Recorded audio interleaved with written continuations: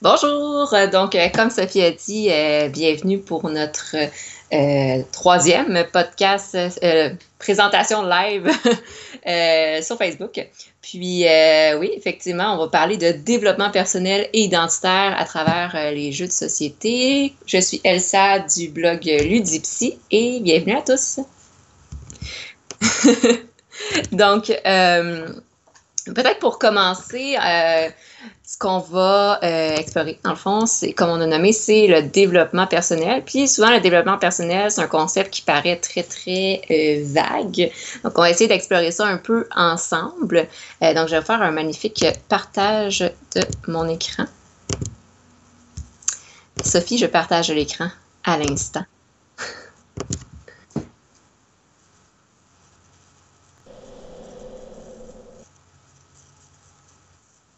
Super. L'écran est partagé, puis ça, je vais tasser ça un petit peu ici. OK! Donc, développement personnel et identitaire, voici le titre.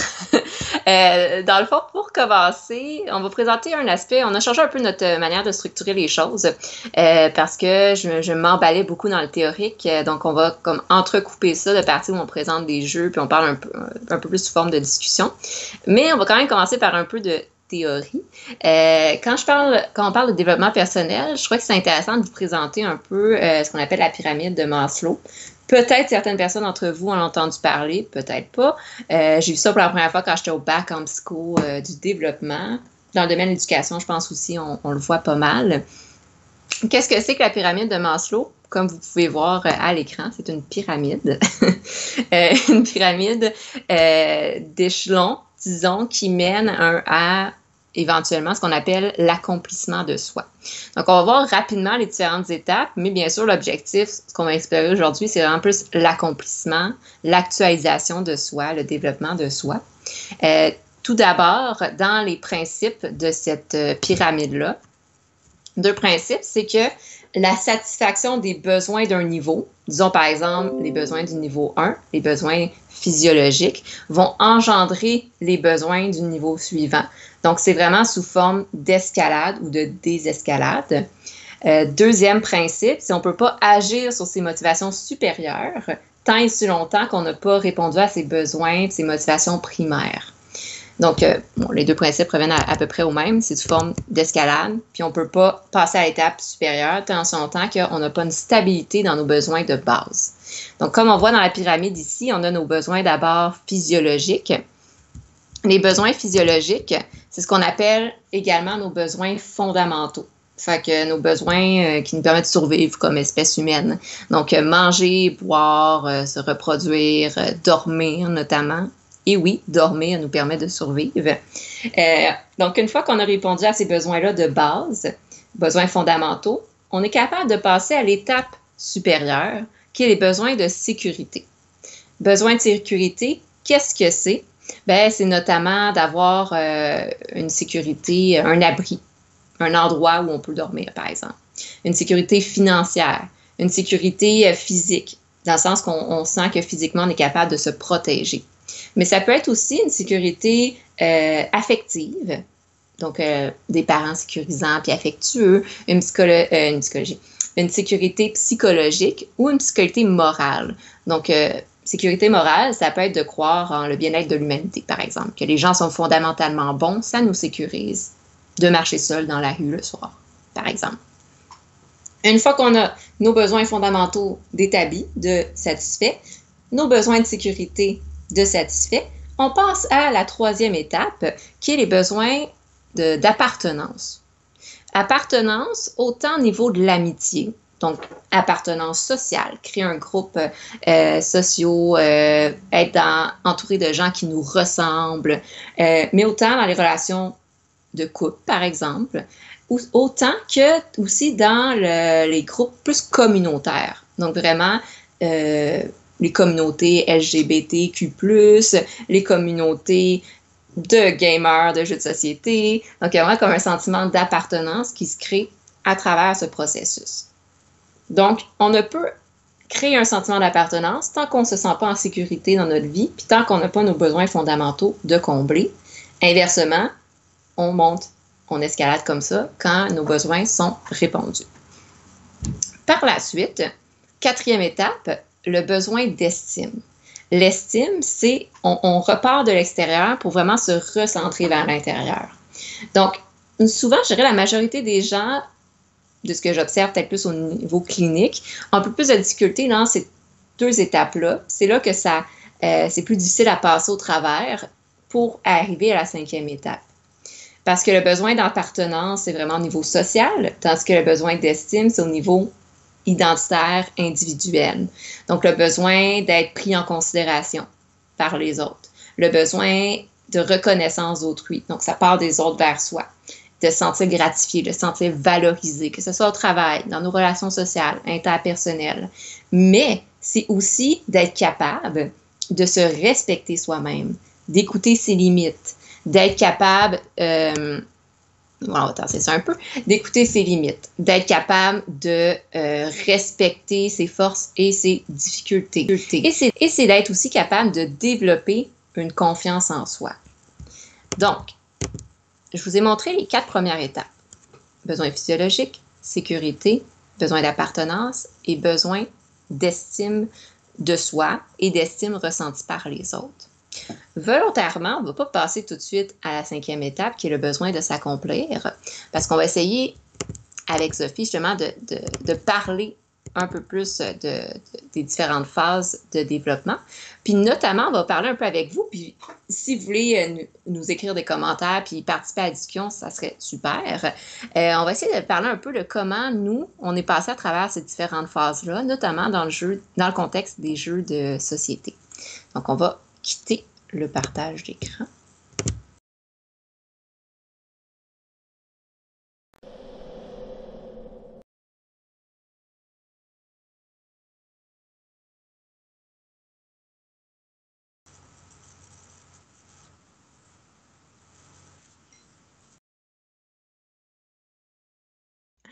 Est-ce que les gens m'entendent? Oui, là, les gens m'entendent techniquement. Parfait. Parfait.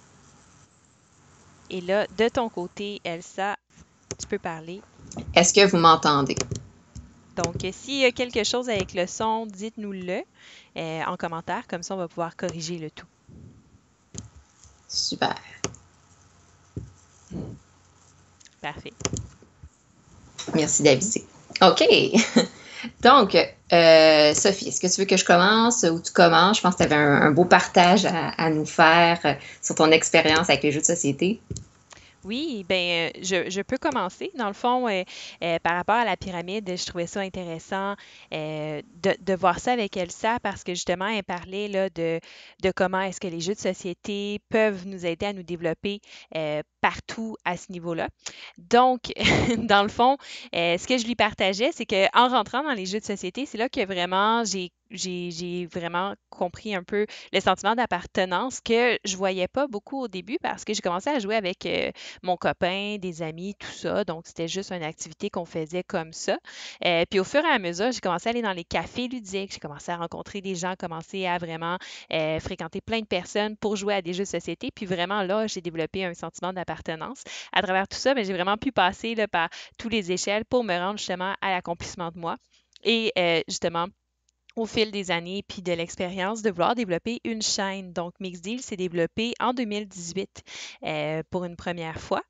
Puis c'est ça, dans le fond, en 2018, j'ai commencé à faire ça avec une de mes amies. Puis c'était un projet qu'on avait commencé ensemble, puis c'était vraiment le fun de faire ça à deux. Puis éventuellement, ben, la vie prend son cours, puis on n'a pas tout le temps, assez de temps pour pouvoir investir dans certains projets. Donc, ça n'a pas bien fonctionné au niveau de mon ami. Puis à ce moment-là, comme Elsa le disait que dans la pyramide de Maslow, on peut régresser, bien, ça l'a fait régresser un peu sur ma confiance en moi de est-ce que j'étais capable de pouvoir mener le projet à terme par moi-même? Est-ce que j'étais capable de faire des vidéos qui étaient assez intéressantes par moi-même? Tout ça. Donc, ce qui a fait en sorte que justement, Mixdeal a un petit peu eu un moment de pause en 2018 et 2020. Et là, on est de retour. Donc, c'était un peu ma progression dans le monde des jeux de société. Effectivement, c'est vraiment intéressant parce que tu l'as nommé, puis j'ai oublié de peut-être mettre un peu l'accent là-dessus, mais dans la pyramide, oui, ça monte, bien sûr, mais il peut y avoir des moments où ce qu'on appelle qu'il y a une régression. On l'observe plus de manière marquante chez les enfants, par exemple. Donc, un enfant de 5 ans qui est déjà propre, qui est capable de manger tout seul, bon, etc. Et qui, tout d'un coup, va vivre un événement traumatique, puis il va régresser dans la prise en charge de ses besoins. Donc, c'est un enfant qui va recommencer à plus être capable de dormir tout seul, puis qui va recommencer à faire pipi dans ses vêtements, par exemple. Bon, là, c'est qu'il y a une régression dans les besoins. Chez un adulte, généralement, ça ne va pas jusque-là. Mais on peut vivre des événements difficiles qui vont faire en sorte qu'on va régresser, mais on est capable de remonter par la suite. Donc, un peu comme tu l'as super bien expliqué, Sophie. Puis de mon côté, si je peux faire aussi un partage dans ce qui m'a un peu amené, en fait, dans l'univers des jeux de société, c'est que j'avais un blocage, on va le nommer comme ça, dans la troisième partie de la pyramide de Maslow. Puis même, je pourrais dire, c'est comme retomber un peu à l'étape 1. Quand j'ai déménagé à Gatineau pour le doctorat, en fait, ce qui s'est passé, c'est que j'habite en Montérégie et j'ai quitté pour aller à Gatineau comme ça. J'avais pas nécessairement d'amis sur place, je savais pas trop au départ où j'allais rester. Donc très rapidement, je suis retombée un peu à cette étape de survie. Dans ce sens que je pense que c'est un peu ça qui se passe quand on aménage dans un nouvel endroit, parce qu'on connaît personne, on connaît pas nos points de repère, c'est où l'épicerie la plus proche, c'est où est-ce qu'on peut aller pour socialiser, etc. Puis, mine de rien, à Gatineau, c'est quand même une culture un peu différente de Montréal. Et qu'est-ce qui s'est passé? C'est que je suis retombée à l'étape 1, de retrouver des endroits comme, OK, où est-ce que je vais faire mon épicerie? Je suis retombée un peu aussi à l'étape de sécurité, me recréer un endroit sécuritaire dans l'endroit où je vivais. Ma première année à Gatineau, l'endroit où je vivais était, c'est une mauvaise expérience. Donc, mon niveau sécuritaire était très, très instable. Donc, juste de passer à l'étape supérieure, qui était le sentiment d'appartenance, puis de créer des relations sociales, ça a été vraiment difficile parce que déjà à l'étape de sécurité, j'étais déjà en stress constant. Donc, passer à l'étape de sentiment d'appartenance, ça a pris un bon 2 ans avant que je sois capable. Puis c'est vraiment à travers les jeux de société que j'ai recommencé à vraiment venir socialiser puis à créer ce sentiment-là d'appartenance qui m'a aidé par la suite à passer à l'étape suivante, qui est de reconstruire mon estime de moi, ma confiance en moi, à travers les communautés de joueurs puis de jeux de société. Donc, je suis passée aussi à travers ces étapes-là. À Montréal, j'ai créé comme tout je dirais au moins les 4 premières étapes. Puis quand je suis allée à Gatineau, j'ai dû comme reconstruire ça. Donc, tu sais, quand je le mets tout à l'heure, comme Sophie a dit, on peut rétrograder, puis on peut se reconstruire, ben c'est possible dans différentes situations. Donc, c'est ça mon partage de mon côté. Ça peut être intéressant de votre côté, bon, peut-être en quelques mots, si vous avez aussi vécu des expériences similaires, ou est-ce que vous sentez que ça vous arrive de peut-être descendre d'un step ou de monter d'un step à travers les jeux de société, par exemple, vous pouvez nous le partager. Parfait. Donc, je dirais de peut-être passer, si Sophie, t'es d'accord, puis ou t'as rien d'autre à ajouter, passer à l'autre petit aspect théorique. Qu'est-ce que tu en penses? Absolument. Je te remets ça. Super. Je vais repartager l'écran.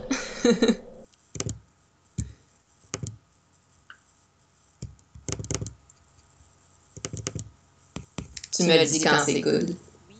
Ben, ton écran est en ligne, sauf que là, elle est pas en plein écran ta présentation, par contre. Merci de m'aviser. Ça j'oublie parfois. Et voilà. OK. Donc, je parlais de la pyramide de Maslow. Je parlais des 4 premières étapes du développement de soi, la satisfaction de ses besoins notamment. En lien avec ça, je pensais que ça pourrait être intéressant de vous présenter les 3 savoirs. Pourquoi? Parce que c'est des choses parfois qu'on ne prend pas nécessairement conscience, puis que pour passer d'une étape à l'autre, surtout dans l'étape 3-4, il y a une prise de connaissance de soi qui doit se faire, puis une prise de connaissance de soi dans un contexte social. Donc, comment est-ce qu'on se définit comme personne? C'est ça qui va nous amener à l'accomplissement, l'actualisation, puis le développement identitaire. Donc, ce que j'utilise beaucoup avec mes clients, c'est l'approche des 3 savoirs. Parce que souvent, on va dire « Ah, je suis ci ou je suis ça ».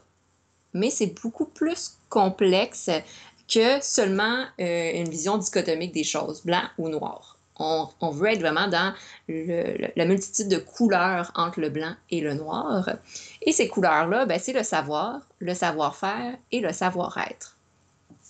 Le savoir, ben, qu'est-ce que c'est? C'est nos connaissances.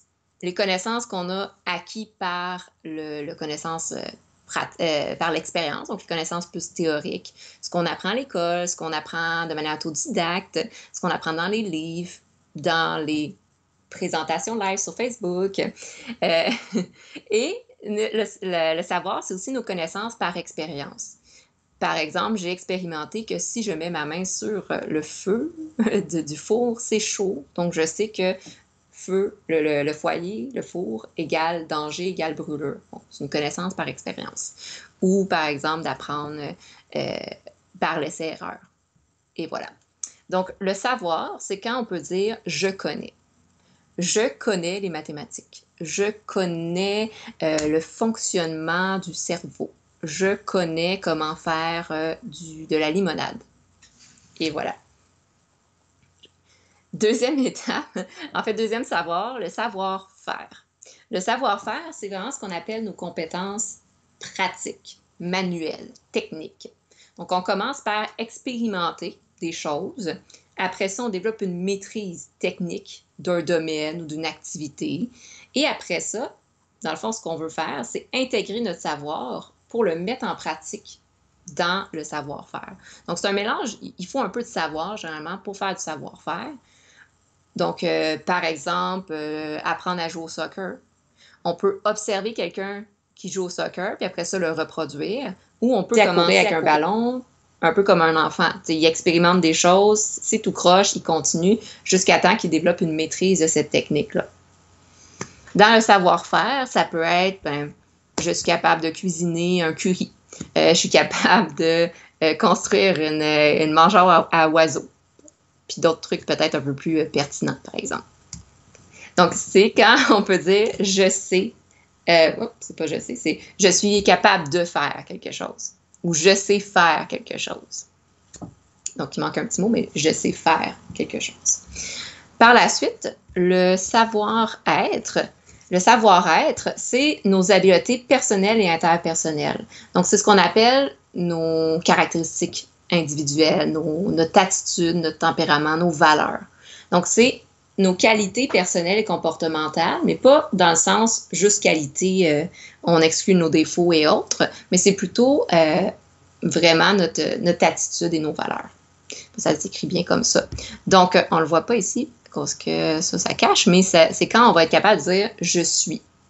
Je suis une personne drôle. Je suis une personne empathique. Je suis une personne désorganisée, par exemple. Donc, ces trois-là, le savoir, nos connaissances, le savoir-faire, nos compétences pratiques, et le savoir-être, nos habiletés, nos valeurs, c'est ce qui nous définit comme personne. C'est ce qui crée notre identité, c'est ce qui crée notre individualité. Et ce qui est intéressant de voir, c'est que certaines personnes ont plus d'habileté dans le savoir, un peu moins dans le savoir-faire.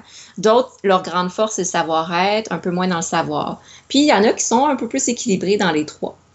Donc, il n'y a pas de mauvaise personne, puis il n'y a pas de personne incompétente. On est juste différents dans notre savoir, notre savoir-faire et notre savoir-être.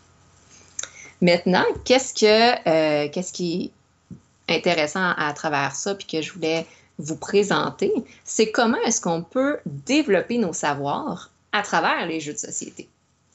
Donc, en ce sens, j'ai pris un petit moment pour réfléchir et essayer de trouver des jeux. Puis là, ça serait vraiment intéressant que vous en nommiez aussi. Puis Sophie, on va en discuter après. Mais des jeux vite comme ça qui m'ont, dans certains, qui permettent de développer cette habileté-là. Soit quand on se dit, voyons, il me semble que je manque de connaissances, puis à travers un jeu de société, je vais augmenter mes connaissances. Ou parfois, on est déjà bon dans quelque chose. Exemple, je suis déjà bonne dans les connaissances, mais j'aimerais ça trouver un jeu qui me représente, puis dans lequel je me sens compétent.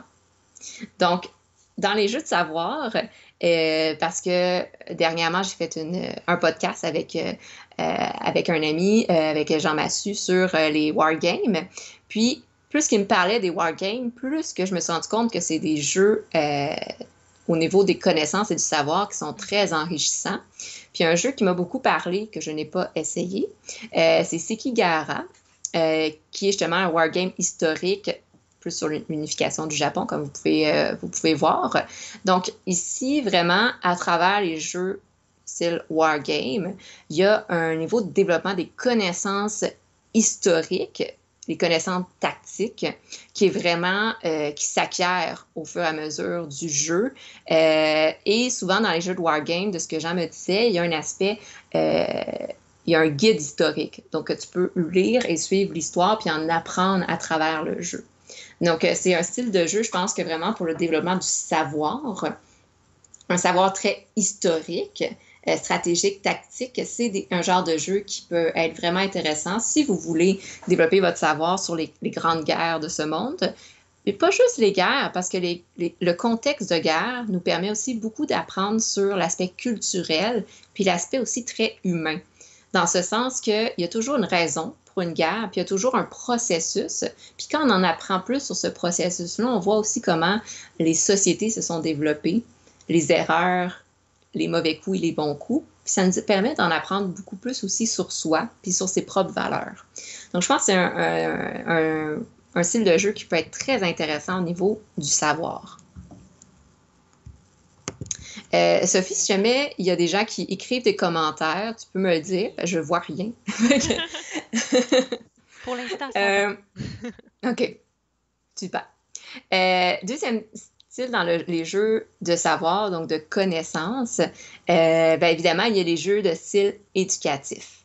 Donc, un premier jeu qui m'est venu en tête, c'est Timeline, que j'ai joué la première fois avec mon petit frère, puis je me suis rendu compte que je n'étais vraiment pas bonne. Je pense que c'est Timeline des inventions. Puis là, il faut mettre, dans le fond, les jeux en ordre chronologique. Les inventions en ordre chronologique. Puis, il y a des aspects plus historiques, comme Timeline sur le Québec. Puis, il y a plein de sortes de Timeline. Donc, vraiment pour tous les goûts. Mais qu'est-ce qui est intéressant, c'est d'arriver à, que tu réussisses ou pas à le mettre en ordre chronologique, ben, tu apprends beaucoup à travers ce jeu. Ouais. Donc, c'est pas un jeu où ce qui est important est vraiment de gagner. Je pense que qu'est-ce qui est intéressant avec ce jeu-là, c'est d'apprendre sous forme ludique. Mm-hmm. Un autre jeu, j'ai mis dans le savoir. C'est un peu plus détourné, je dirais, Mots Rapido. Pourquoi j'ai mis Mots Rapido? Parce que c'est un jeu que j'aime beaucoup jouer quand je fais l'intervention clinique avec des jeunes. Ça leur permet d'apprendre des mots, mine de rien, là, de manière un peu détournée. Dans le fond, il faut comme tourner une carte selon la couleur de la carte et la lettre qu'il y a dessus. Il faut, exemple, sur l'image, on voit une fleur, on voit que c'est orange. En orange, c'est un R. Fait qu'il faudrait comme nommer une plante ou une fleur qui commence par R. Fait que là, ça permet de comme réfléchir, retourner dans son bagage de connaissances, soit qu'on l'a, soit on n'en a pas. Puis quand l'autre personne répond, oh, ça nous rajoute une connaissance de plus dans notre bagage. Mm-hmm. Sophie, une fleur et une plante commencent par R. Et Seigneur. Rose! Une rose. Et voilà! Ouais! Yay! Et voilà. Donc, on a été dans notre bagage de savoir. J'aurais pu rien trouver. Sophie aurait dit rose, puis j'aurais fait ah, eh bien oui, hein. Et voilà, une connaissance de plus. Alors, c'est pour ça que j'ai mis, puis c'est super, Mots Rapido, c'est très rapide à jouer, puis juste comme ça, j'ai déjà joué seul, juste pour le plaisir, là, j'ai tourné, puis mon but, c'était de toutes les avoir, fait que c'est le fun aussi au niveau du challenge individuel. Un autre petit jeu que j'ai mis, puis là, je vois pas à l'écran si vous le voyez. Oui. Ah non, vous n'allez pas le voir, en fait. Oui, c'est vrai. Oui, on te voit aussi. Tu es là. Et voilà. Donc, j'ai mis le petit logo ici de la compagnie, l'entreprise québécoise et familiale Jeux Phase 4. Puis, dans le fond, le jeu Sous le bord de la 20, qui est vraiment intéressant. Pour ceux qui viennent de la Rive-Sud, c'est vraiment comique. C'est pour l'autoroute 20, dans le fond. Puis, c'est plein de questions de connaissances sur toutes les villes, puis les bâtiments ou les lieux sur le bord de la 20. Puis là, dans le fond, en équipe, ou on peut même jouer seul aussi, se poser soi-même les questions, c'est de répondre à ces... Exemple, s'il vous plaît. Pas en conduisant, non, non. Mais quand tu es à l'arrière puis que tu tournes les pouces, tu peux jouer à ça puis tu développes tes Mhm. connaissances sur ce que tu as autour de toi au final sur le bord de la mer. Enfin, dans un peu plus les classiques, Trivia Poursuite, Cranium. J'ai mis Cranium parce qu'il y a un petit côté euh, un peu, je trouve que t'apprends un peu. Là. Moi, j'apprends des fois, c'est des noms de chanteurs que je connaissais pas, puis Mhm. euh, des choses un peu plus éducatives. Mais tu sais, bon, ça, c'est les petits classiques que moi, Trivia Poursuite, j'ai pas tant joué, là, je dirais, mais Cranium, c'est un jeu que je jouais beaucoup avec ma famille quand j'étais plus jeune. C'est Je un des tripais ce classiques de Cranium. notre jeunesse, Cranium. Oui, la pâte à modeler qui séchait, Ah puis oui! Il n'y a plus fait un jeu que de cranium que sa pâte à modeler originale. Ça se peut pas, ça n'existe pas. Dans les jeux de non, savoir, exactement. Oui. je trouvais ça intéressant de t'entendre parler parce que c'est une discussion que j'ai eue avec Stan, qui est un étudiant, ben, en Mhm. fait un finissant en DESS de design de jeux, dans le fond, à l'université. Lui, il a étudié pour le design de jeux de société, bref.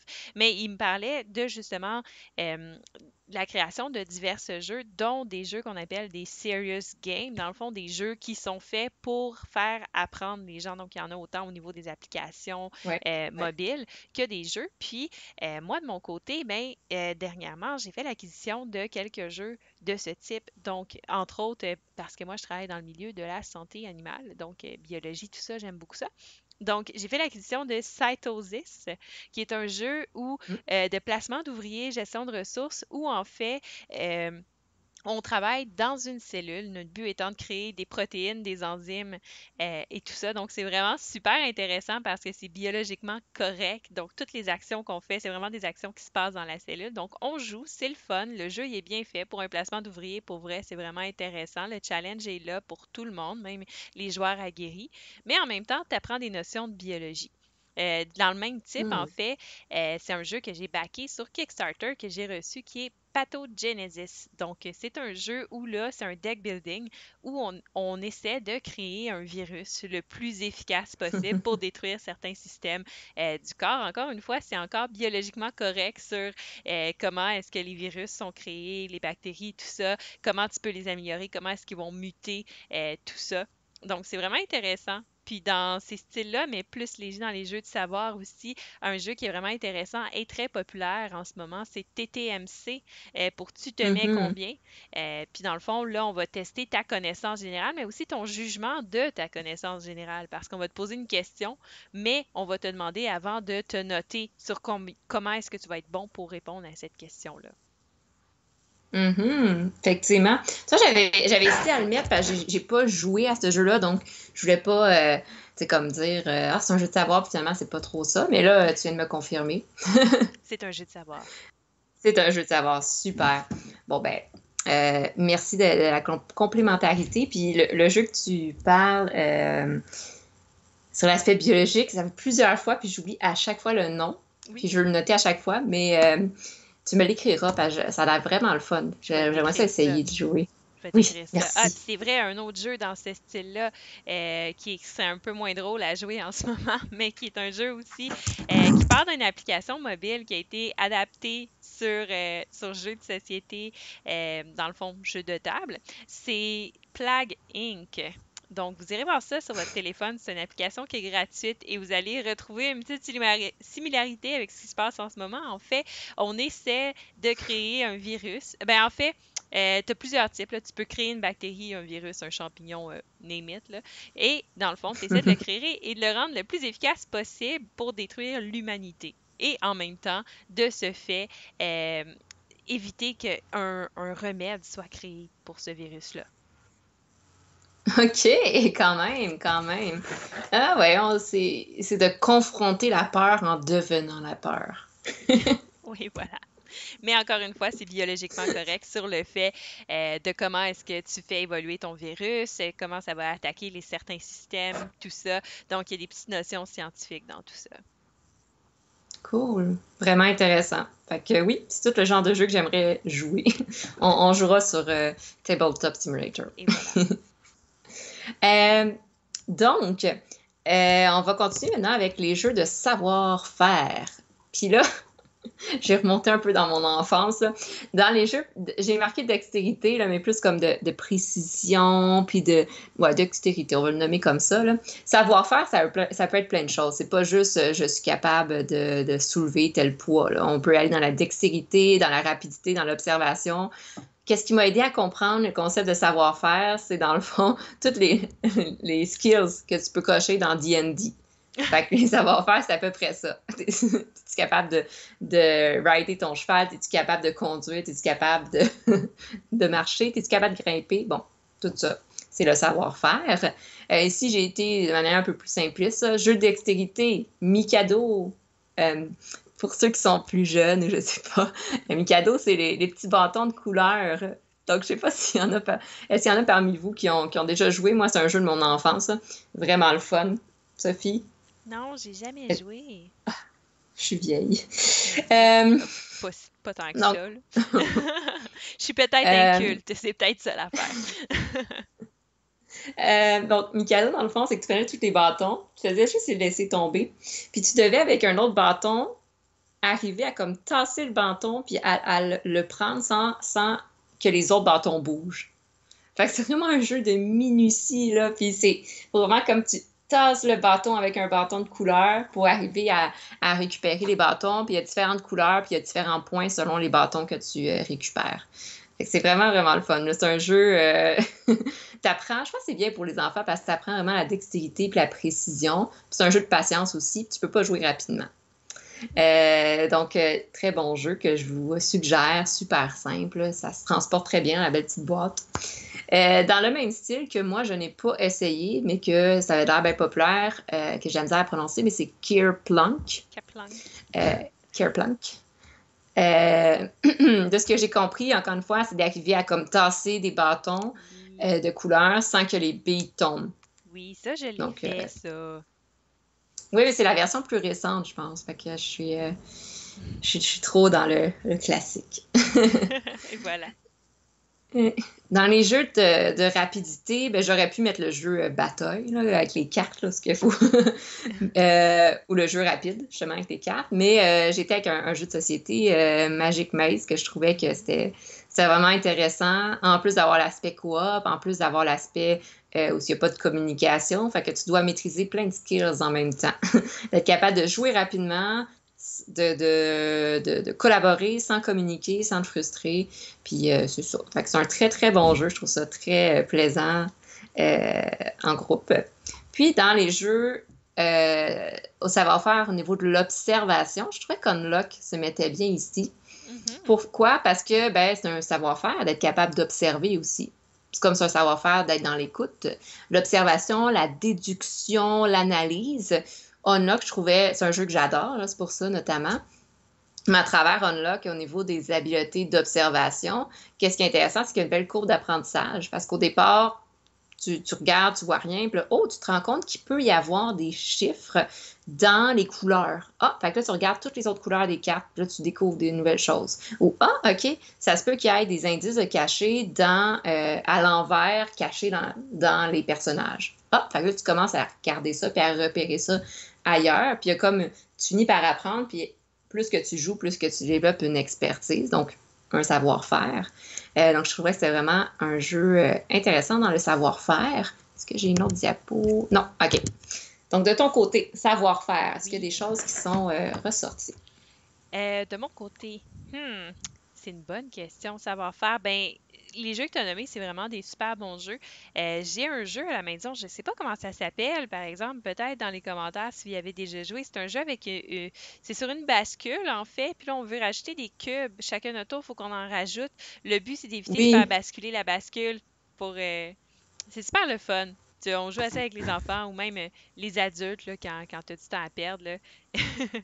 C'est pas Mhm. pire. Sinon, tu as nommé les Unlock, mais il y a les Exit qui existent dans la même catégorie que les Unlock. Ouais. La seule chose, c'est qu'on détruit un peu le jeu en y jouant. Fait qu'après ça, ben, c'est ça. Là, tu peux pas y rejouer. C'est peut-être juste Hmm. ça qui est plate. Mais c'est ça. Sinon, ouais. Donc, J'ai jamais joué à Exit, j'entends souvent mhm. parler. Puis le nom de jeu, je pense que c'est un jeu hyper connu, mais je me souviens plus. Puis c'est à lui de te nommer, là, mais tu sais, c'est ça, t'empiles des petits bâtons de bois, puis genre, Oui, sans que ça tombe, oui, comment ça s'appelle puis ce jeu-là? Tu joues... il faut que tu les enlèves aussi, puis Ah ah! Ouais, j'ai un blanc de mémoire, là, mais c'est un classique, là. Tout le monde connaît ça, là. ouais, ouais, j'essayais d'y penser tantôt, puis j'arrivais pas à le trouver. Puis c'est ça, là, Mhm. faut que tu les enlèves, puis ça finit toujours par faire plein de bruit, tu fais le saut, puis ça, t'en as partout, puis il y a tout le temps une personne qui accroche son verre d'eau, puis là, Puis aussi dans le développement de la motricité fine, en fait, le jeu Opération, c'est pas pire pour ça. Être capable d'aller oh oui, chercher les petits trucs dans les trous avec des pinces en métal, puis là, faut pas que tu accroches les rebords parce que sinon tu pognes un choc électrique. Ça oui, développe ah ouais. ça. C'est peut-être pas l'outil de training idéal pour devenir chirurgien, mais tu vas développer un petit peu quand même de précision. Ça peut toujours aider. Effectivement. Puis un petit dernier, parce que ça, tu viens de me faire rappeler, là, on est dans les classiques, là, c'est les jeux que moi je jouais quand j'étais jeune, puis je tripais. Il y Mhm. en a un, là, c'est que ton but, c'est d'attraper une souris. Puis Oui, tu montes, puis moi, quand j'étais jeune, je tripais parce que c'est un jeu effet Mousetrap. 3D. Et voilà.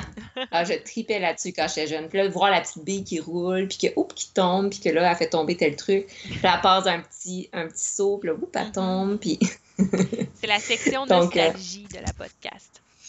hmm, je suis vieille. Mais oui, c'est ça. Et là là. Donc, c'était Oh. le savoir-faire Mhm. qui démontre que le savoir-faire, on l'acquiert dès la jeunesse, puis encore aujourd'hui, tu vois, on se développe. Finalement, les jeux de savoir-être. Jeux de savoir-être, comme j'ai nommé tout à l'heure, c'est qualité, les valeurs. Ben, bien sûr, j'ai mis les jeux collaboratifs. J'ai fait une petite différence entre collaboratif et travail d'équipe, dans ce sens qu'il y a des jeux collaboratifs où chaque personne, ben, le but commun est collaboratif, mais chaque personne euh, a son propre rôle. Puis il y a des jeux où est-ce que vraiment les décisions sont prises ensemble. Donc, jeu collaboratif, exemple Spirit Island, que j'ai adoré à cause de ses valeurs. J'aime le contexte du jeu, là, de de tasser les envahisseurs. Euh, c'est un jeu. OK. Ben, je l'ai mis là à cause du savoir-être, justement, parce que je trouve que les valeurs morales que tu développes à travers ce jeu, à cause du contexte, l'histoire du jeu est vraiment intéressante. Il y a l'aspect collaboratif, mais dans le fond, c'est que tu collabores avec d'autres personnes dans le corps d'un esprit de l'île pour vraiment comme tasser les envahisseurs puis protéger ton île. Fait que Donc, je toi, trouve que quand tu joues à ce jeu-là, t'aimes les valeurs morales, d'être un esprit qui effraie les gens pour pas qu'ils veuillent s'établir sur ton territoire. ben, en fait, c'est parce que tu sais, mon père est autochtone, puis c'est comme dans mes valeurs. Il y a comme mon petit côté culturel qui ressort dans ce jeu-là. Donc, oui, oui, oui. J'aime bien faire comme ousse les envahisseurs. Donc, c'est vraiment juste le feeling. Sinon, ben, un jeu que j'ai essayé, découvert dernièrement, avec notamment un board game presque parfait, puis Professeur Board Game, c'est The Crew. Donc, c'est un jeu vraiment le fun au niveau du savoir-être, parce que c'est un jeu collaboratif où est-ce qu'on doit vraiment s'entraider puis arriver à se comprendre pour gagner la partie. Dans le fond, le contexte un peu, c'est qu'on est, on est dans l'espace, si je ne me trompe pas, je me trompe tout le temps de mots, un vaisseau.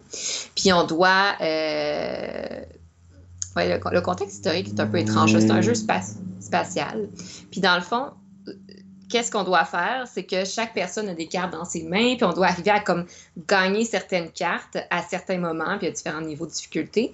Mais qu'est-ce qui est drôle puis intéressant de ce jeu-là, c'est qu'on ne peut pas vraiment communiquer entre nous.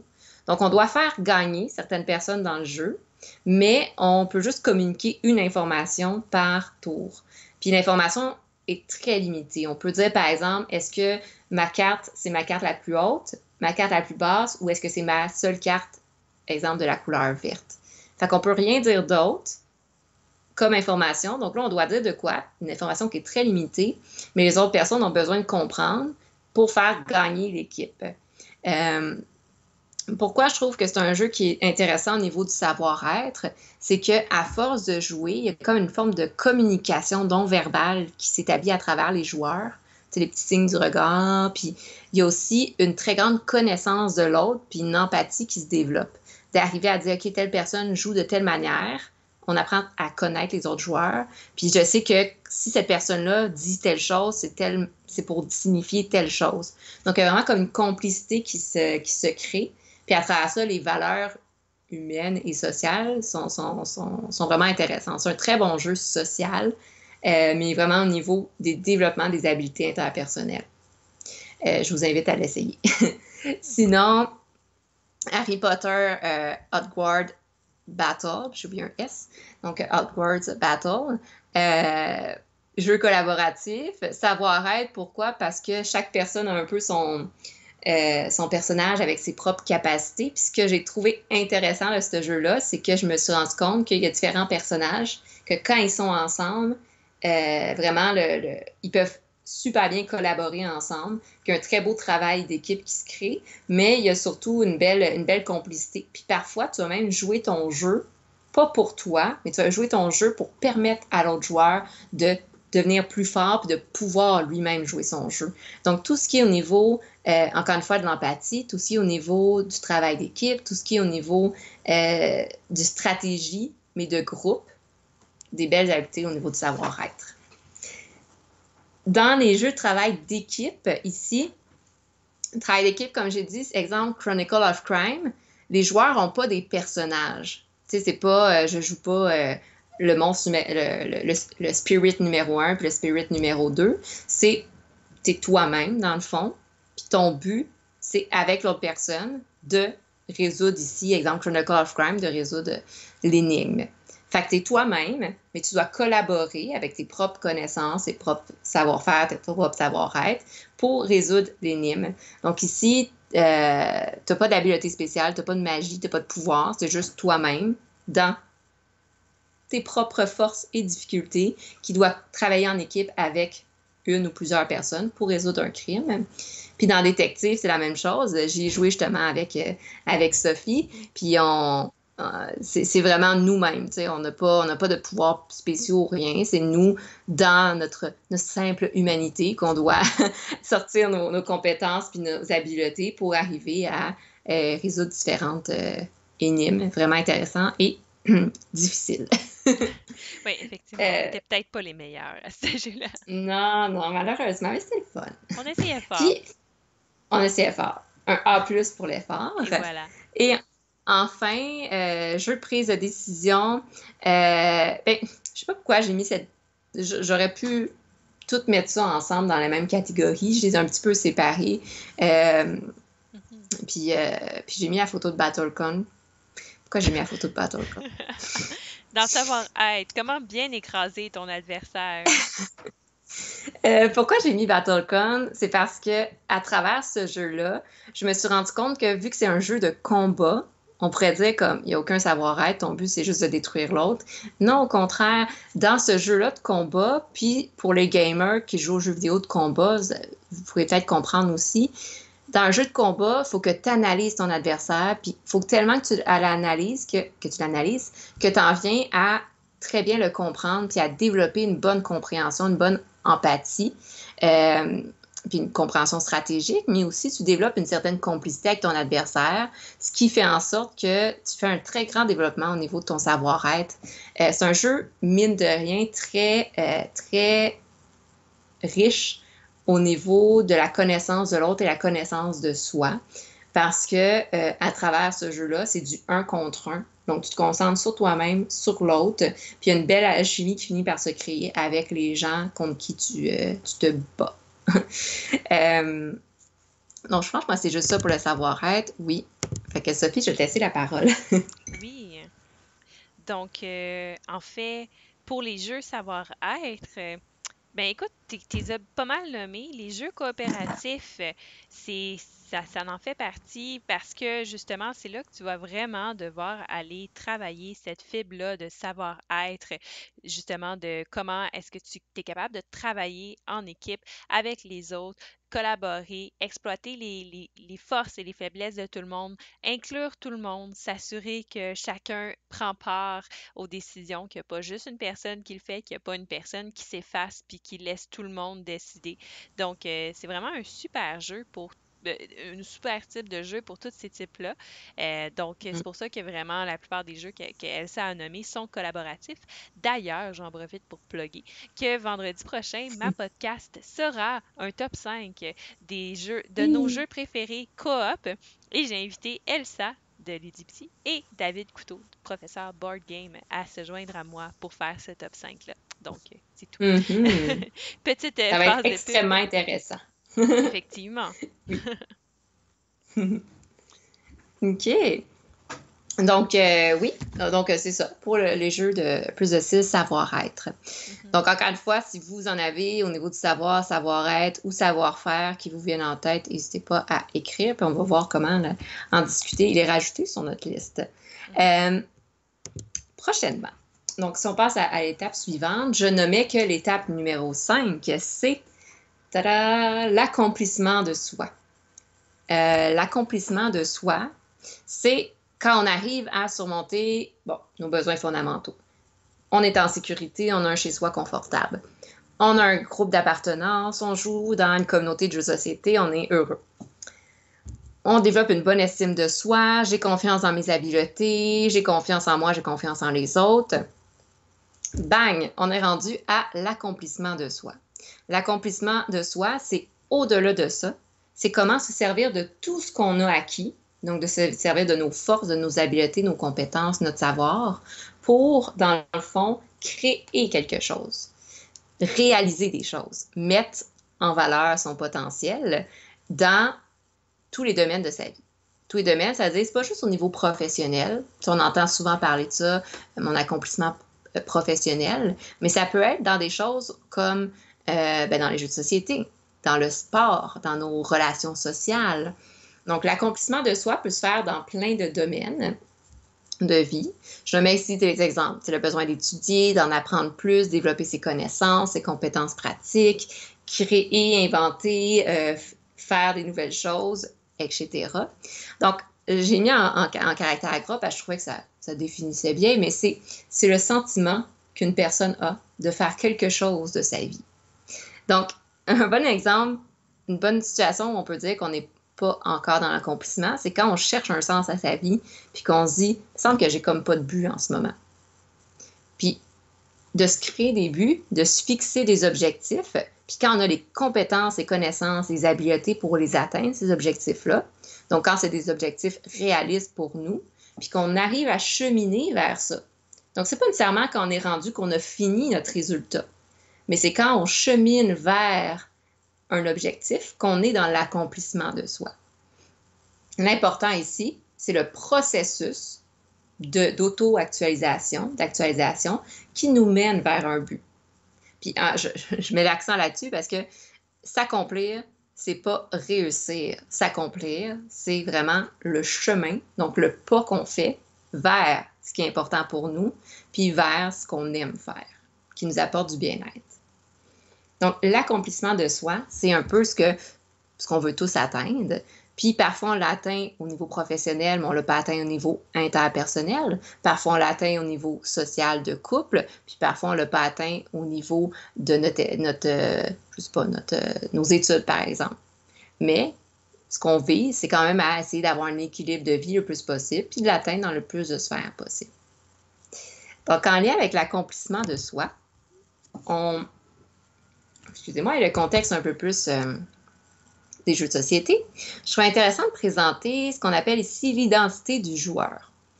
L'identité du joueur, et là, c'est une observation que j'ai faite par moi-même, et c'est pas tant théorique ici, mais je trouve intéressant de le présenter.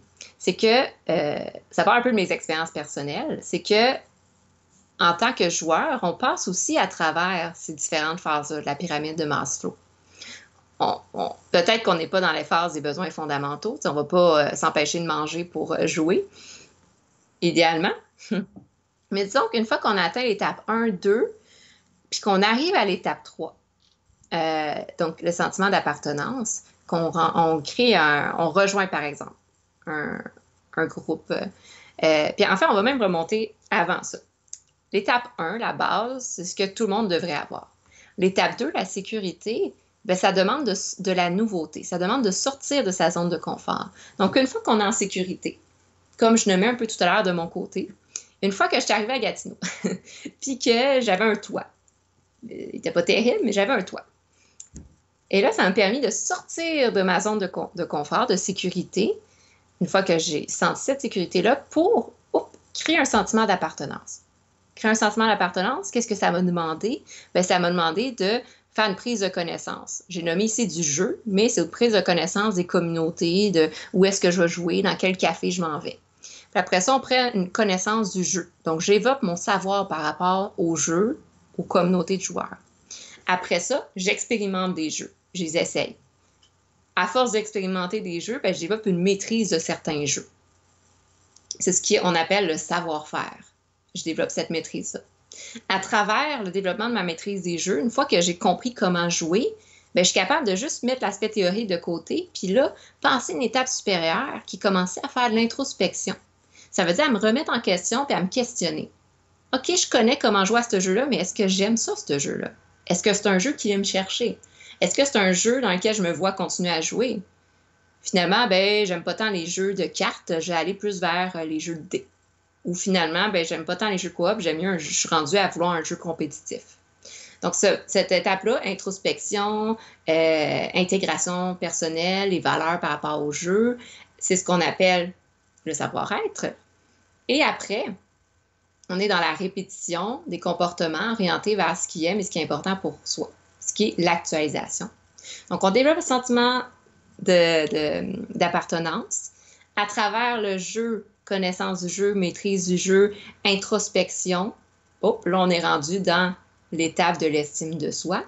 Puis une fois que ça s'est mis en place, puis qu'on sait qu'est-ce qu'on aime, qu'on sait qu'est-ce qu'on vaut comme personne, bien là, on est capable de répéter, de reproduire, puis de s'orienter, donc d'avoir des objectifs et de s'orienter vers ce qui est important pour nous, puis vers ce qui va nous permettre de nous actualiser.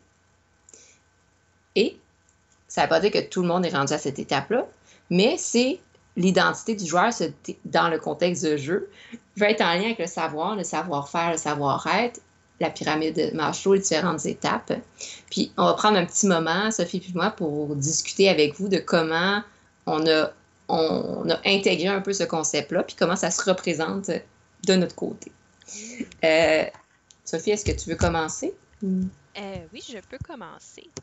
Donne-moi 2 petites secondes et quart.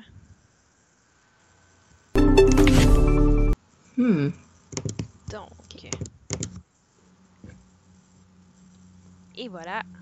Donc, est-ce que tu peux me confirmer qu'on voit bien mon écran à l'écran? Attends une seconde. Parce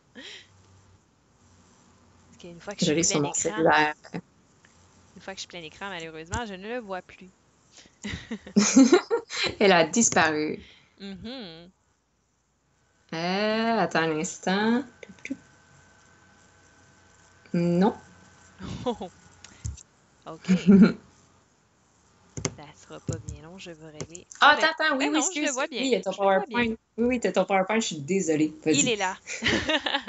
Et voilà, donc en fait, c'est ça, je me suis dit, je vais mettre des images, ça va être plus sympathique. Donc en fait, Elsa m'a demandé de parler des jeux qui m'ont aidé à me développer comme joueur. Donc moi, ce que j'ai compris de cette question, c'est jeux qui m'ont introduit aux jeux de société modernes. Donc par où j'ai passé pour devenir justement quelqu'un qui possède une grande quantité de jeux de société, puis c'est ça, puis qui aime tellement ça, qu'il veut en présenter à toutes les semaines à travers des vidéos et tout ça. Donc, j'ai commencé avec les classiques un peu comme tout le monde. Donc, quand j'étais jeune, j'ai été introduite au Loup-garou de Tierce-Lieu. Donc, je me souviens quand j'ai découvert ce jeu-là, j'étais vraiment comme « Wow! C'est super spécial comme jeu. » Déjà, le fait d'avoir une identité cachée, d'essayer de déduire qui était le loup-garou, tout ça, j'ai fait des parties par-dessus parties de loup-garou. Puis aussi, j'ai commencé à jouer à Catan quand j'étais adolescente, mais les jeux de société moderne, je les ai vraiment plus connus après mon cégep, dans le fond. Mais pendant, puis à la fin de mon cégep, c'est là que j'ai découvert Pandémie. Donc, c'est ça va rester un de mes jeux préférés, je pense, à vie, parce que c'est un jeu que C'est ça, c'est un des jeux qui m'ont introduit, là. C'est mon premier vrai jeu de société que j'ai été acheté au magasin, là, puis que c'est ça, j'ai ramené à la maison. Donc, Pandémie, je pense qu'il n'y a plus besoin de présentation, là. C'est un jeu coopératif où on essaie d'éradiquer 4 maladies avant qu'il y ait trop d'éclosions, puis que finalement on perd la partie. Donc, c'est super bon. C'est un jeu qui est évolutif aussi, donc on peut jouer autant en mode facile avec si on n'a pas beaucoup d'expérience en jeu de société, donc c'est ce que je faisais moi au début. Et autant que quand on sent qu'on est rendu bon, ben le jeu a tout plein de façons qu'on peut le modifier pour nous prouver que non, effectivement, on n'est pas si hot que ça. Donc, Pandémie, c'est un de mes coups de cœur, puis c'est ça, c'est un des premiers jeux aussi qui m'a fait tomber en amour avec le monde des jeux. Donc, ensuite, il y a Small World. Donc, on a tous déjà joué à Risque dans notre vie. Puis c'est ça. Certaines personnes, c'est un jeu qui est excellent. Pour d'autres personnes, un jeu qui s'étale sur autant de temps peut être un petit peu complexe à gérer dans une journée. Donc, c'est un des premiers jeux modernes auxquels j'ai été introduit par un ami aussi. Donc, c'est Small World. Je l'ai présenté aussi Mm. la semaine passée dans les jeux justement qui permettent de gérer un peu la peur de perte de contrôle, mais c'est un jeu de contrôle de territoire qui est très, très intéressant, super dynamique, super cute aussi, là. C'est une production de Days of Wonder, donc déjà là, on se trompe pas dans les jeux. Donc dans Small World, le but étant de contrôler des territoires. On incarne une race avec un pouvoir. Les deux sont mixés ensemble aléatoirement. Donc, on essaie de se débrouiller avec cette race-là pour accumuler le plus de points selon les territoires qu'on va contrôler, mais aussi selon les particularités de notre race qui va nous dire, par exemple, si on contrôle des montagnes, on gagne plus de points à la fin du tour. Si on fait telle action, on gagne plus de points. Donc, en faisant ça, en fait, on essaie de se développer au maximum. Donc, c'est un super jeu, très dynamique et c'est Small World. Donc, si vous cherchiez un jeu pour passer à la prochaine étape, puis que vous étiez un fan de risque ou de jeu de contrôle de territoire, mais je vous le suggère. Après ça aussi, un autre jeu d'introduction que j'ai bien apprécié. Puis c'est bien important de le mentionner, je ne l'ai pas trop mentionné au début, c'est des jeux d'introduction. Donc ça, c'est les jeux qui m'ont introduit au monde des jeux de société. Si on regarde ma bibliothèque de jeux aujourd'hui, mes goûts ont beaucoup évolué. Puis les jeux auxquels je joue de façon régulière sont beaucoup plus complexes. Mais il faut comprendre que quand on commence notre collection de jeux de société, où on commence à apprendre à quelqu'un d'autre à jouer aux jeux de société, c'est très, très, très important d'y aller graduellement parce que, comme Elsa l'a mentionné, c'est dans le savoir que, dans le fond, on va se développer. Donc, tous les jeux, que ce soit les jeux de contrôle de territoire, que ce soit les jeux de bluff, que ce soit les jeux coopératifs, c'est des mécaniques de jeu particulières qu'il faut qu'on apprivoise. Puis, pour les apprivoiser, il faut y aller avec des jeux d'introduction. Si on commence à jouer puis qu'on y va avec Psych, Gloomhaven, name it, ben là, à ce moment-là, les gens apprécieront pas leur expérience. Donc, c'est pour ça que ces jeux-là que je vous montre en ce moment, c'est des jeux d'entrée de gamme dans le monde des jeux de société. Puis c'est vraiment par là que moi, je suis passée pour vraiment découvrir le hobby. Donc, Les Aventuriers du Rail, un autre jeu super le fun. Ça peut être un peu pris pour un contrôle de territoire, mais en fait, c'est un peu un hybride de plein de choses. Le but étant de créer des chemins de fer pour relier des villes. Donc, au début de la partie, on pige des cartes secrètes dans nos mains qui nous donnent un chemin entre deux villes. Et notre objectif, c'est de relier ce chemin-là d'ici la fin de la partie. Donc, on a, je pense, 3 objectifs au début de la partie. Si on les relie, on gagne beaucoup de points. Si on ne réussit pas à les relier, par contre, on en perd beaucoup. Donc, dans le jeu, c'est d'essayer justement de faire ça, mais les autres essaient aussi de relier leur ville. Il y a certaines personnes qui, leur style de jeu dans ce jeu-là étant d'être plus agressif, de bloquer le chemin aux autres personnes. Donc, c'est d'essayer de faire le mieux qu'on peut durant la partie. Généralement, les gens qui jouent à Aventurier du Rail sont smooth, là, mais c'est ça. Donc, c'est un très bon jeu. Effectivement. Sinon, après ça, un autre jeu que j'ai découvert en même temps que tous ceux-là, c'est Saboteur. Ça a été mon premier jeu d'identité, pas d'identité cachée, mais semi-coopératif que j'ai connu en fait. Parce que oui, il y avait Loup-garou, là, que justement, il y a une identité cachée, on essaie de trouver c'est qui le méchant. Dans Saboteur, on n'essaie pas tant de trouver c'est qui le méchant, mais c'est un aspect vraiment intéressant parce qu'on essaie de relier un chemin vers une pépite d'or. Donc, on est tous des nains dans une mine, puis notre but, c'est justement de se rendre à la pépite d'or. Il y a 3 cartes, et pour se rendre, il faut faire un chemin, je pense, long de 7 cartes vers une de ces cartes-là. Quand on se rend, on peut la revirer de base. Si c'est la pépite d'or, on est content parce qu'on a accompli notre objectif. L'affaire, c'est que c'est pas tous les nains qui ont le même objectif. Donc, dans Saboteur, il va y avoir justement des saboteurs, qu'eux autres, leur but, c'est d'empêcher qu'on se rende à la pépite d'or. Donc, quand ça va venir leur tour, ils vont soit mettre des chemins qui vont complètement nous bloquer, nous faire 50 000 détours pour nous rendre, soit briser notre équipement qui va nous rendre incapables de créer d'autres chemins avant de réparer notre équipement.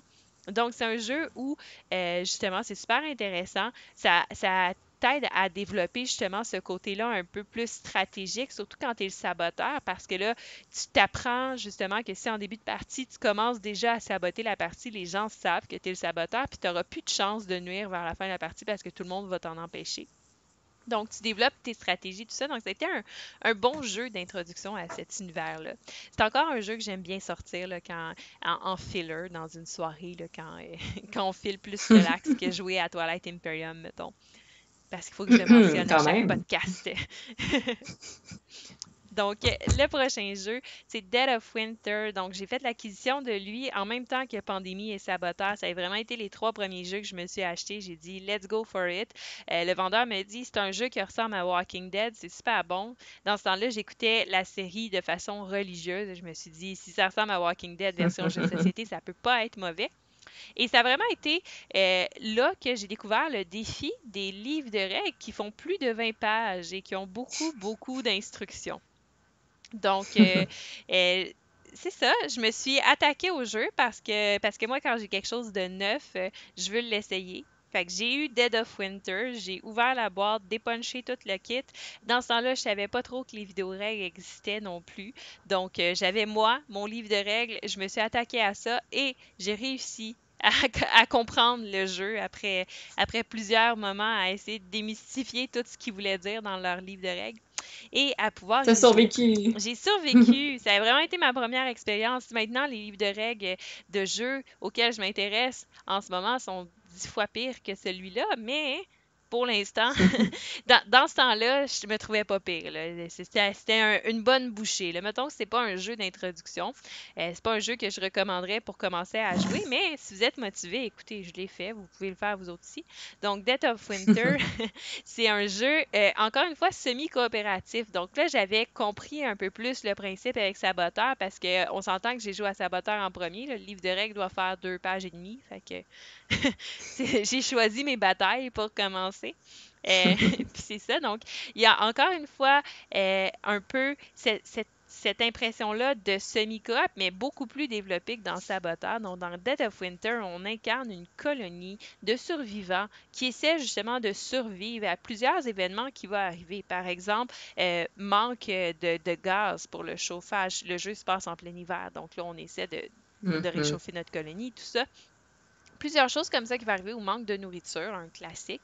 Donc, notre but étant d'aller explorer les lieux en dehors de la colonie pour pouvoir ramener ce qu'on a besoin pour faire face à chacun des éléments.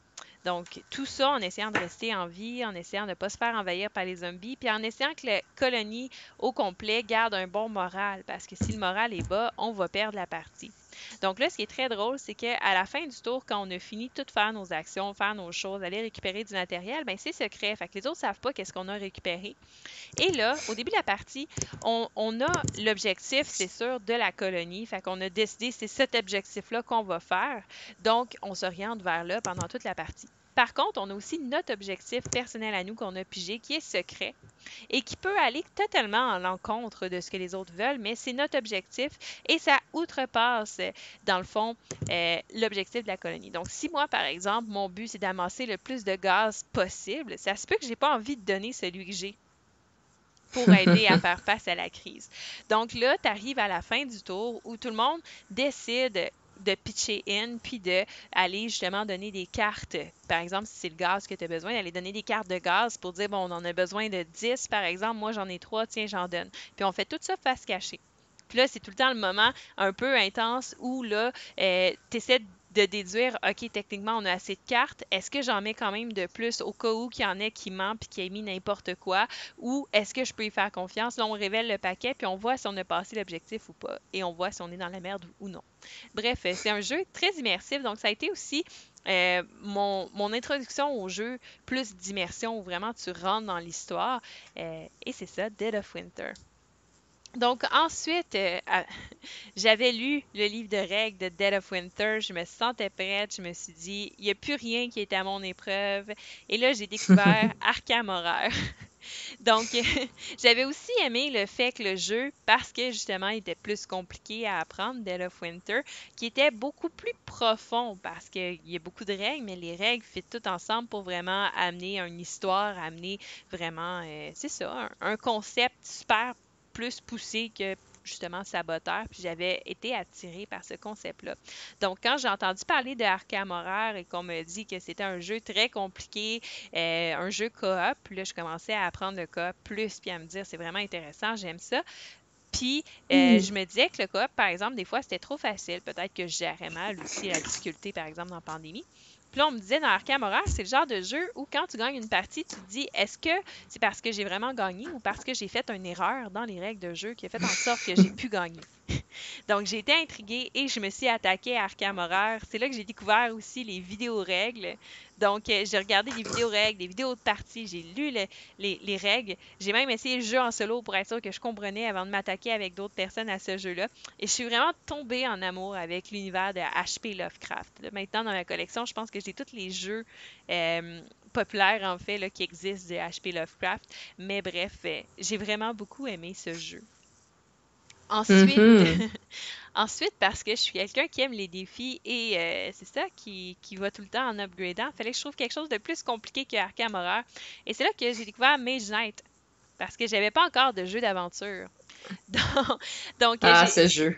Ouais, puis là, on s'entend que je vous montre ça dans l'ordre, mais c'est l'ordre des jeux qui sont arrivés dans ma collection, là. Donc, j'en avais pas beaucoup d'autres en backup pour dire, OK, je suis vraiment rendue à ce niveau où je vais pouvoir apprécier dans toute sa splendeur Mage Knight, surtout le livre de règles qui est vraiment très costaud. Donc, encore une fois, là, j'avais découvert les vidéos règles avec Arkham Horror, fait que j'étais prête, j'ai écouté des vidéos, j'ai lu le livre de règles, je me suis préparée, j'ai même essayé encore une fois en solo le jeu pour essayer de voir si j'étais capable de jouer.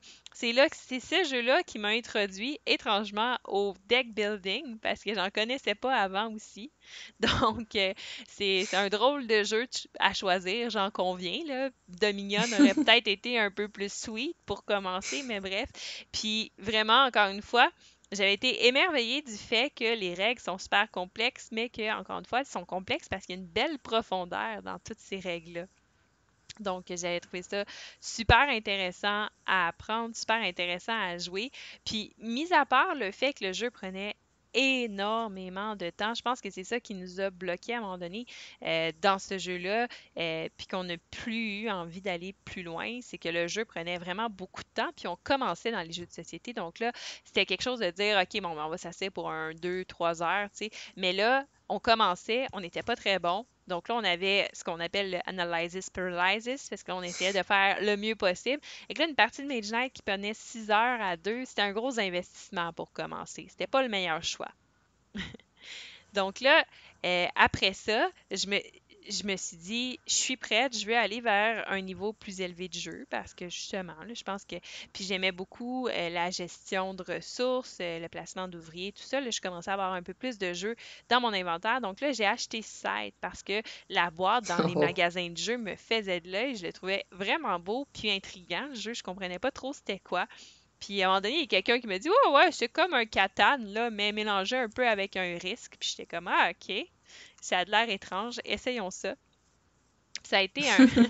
Fait que ça a été dans les premiers gros jeux aussi là, que j'ai eu à travers tout ça. Super belle expérience, le site étant. Ouais, on pourrait dire. Là, mettons qu'on vulgarise ça beaucoup. Effectivement, peut-être qu'on peut dire un genre de Catan mélangé avec un risque, mais ce serait vulgarisé en tabarouette. Fait que c'est ça. Fait que dans le site, en fait, c'est un jeu de contrôle de territoire. Mais pas tant. Parce que c'est beaucoup plus un jeu de placement d'ouvriers, gestion de ressources. dans le jeu, tu essaies de réaliser des objectifs, tu en as 6. Donc, tu essaies de réaliser ces objectifs-là. Par exemple, d'augmenter ta popularité au maximum, d'augmenter ta force d'armée au maximum ou de construire tous les bâtiments que tu peux construire dans le jeu. Ce genre de choses-là. Le premier qui réussit à remplir 6 objectifs, en fait, il faut que tu en remplisses 6, mais tu en as plus que 6 de disponibles, ben à ce moment-là, met fin à la partie puis on calcule les points de victoire. Donc, le jeu, oui, il y a une phase de confrontation, si on veut, là, un peu, mais c'est beaucoup plus un jeu qui s'apparente à une guerre froide qu'une guerre en tant que telle, parce que dans le jeu, tu peux gagner des points de victoire en attaquant les autres, mais 2 fois. Après ça, tu n'as plus du tout d'intérêt à aller attaquer les autres, là. Mis à part s'il y a quelque chose d'intéressant de leur côté, mais même à ça, souvent, ça rapporte beaucoup plus de te développer de ton côté que d'aller chercher la bataille. C'est pour ça d'ailleurs qu'il y a beaucoup de gens qui ont été déçus par Scythe, parce que là, eux autres voulaient un gros jeu de bataille, puis finalement, tu te rends compte que, pas vraiment, tu sais. Le but, c'est vraiment plus de te développer de ton côté, faire tes choses, réaliser les objectifs. Et oui, si quelqu'un est dans ton chemin, tu peux l'attaquer, ça peut te donner des choses, mais c'est vraiment pas un jeu qui est orienté vers ça. Puis Scythe, qui originait de Kickstarter, parce que là, une fois que je l'ai eu, ben avant de l'avoir, je me suis renseignée beaucoup dessus. Puis c'est un peu comme ça que je suis tombée sur Kickstarter. Fait que c'est là que tout a basculé. Ah, ça fut le début de la fin. Ça fut le début de la fin pour moi. Mais Scythe, deux choses. Me fait découvrir les Kickstarter, me fait découvrir aussi que c'était vraiment agréable d'avoir un jeu. Me fait pas que c'est agréable, mais me fait rehausser mes standards pour les jeux de société. Donc, il est tellement beau, tellement bien produit, sans ajouter tous les petits ajouts que tu peux ajouter que finalement j'ai fini par faire, mais qu'au début j'avais pas. Ben, il est déjà vraiment extrêmement beau. Puis comparé à tous les jeux que j'avais avant, c'était le jeu le plus magnifique. J'étais comme, mon Dieu, des jeux qui se font comme ça. Puis là, Kickstarter, puis tout ça. Fait que c'est là que ça s'est emballé, puis que c'est ça, le début de la fin, comme elle se dit. Donc, après ça, j'ai backé mon premier Kickstarter à vie. Donc, le premier projet qui est The Seven Continent. Donc, je commençais à faire partie des groupes Facebook de jeux de société. J'avais découvert ça un peu. Et là, comme Facebook a vu que je m'intéressais aux jeux de société, ben à un moment donné, il y a une annonce qui m'a popé avec, je pense, l'image du haut, justement, Seven Continent, Explore, Survive, You Are the Hero. Puis j'étais comme, c'est quoi ça? Tu sais, moi, le seul jeu d'aventure que j'avais, c'était Mage Knight. Là, je connaissais pas trop ça. Puis j'ai été sur la page du Kickstarter, je commence à lire ça. Je suis comme, mais ça a l'air vraiment trop fou comme principe de jeu. C'est unique, il n'en existe pas ailleurs. Puis en plus, là, j'ai lu la phrase qui me fait dépenser tellement d'argent depuis ce Kickstarter-là, qui est ce jeu ne sera disponible que sur Kickstarter. Dernière chance de l'avoir.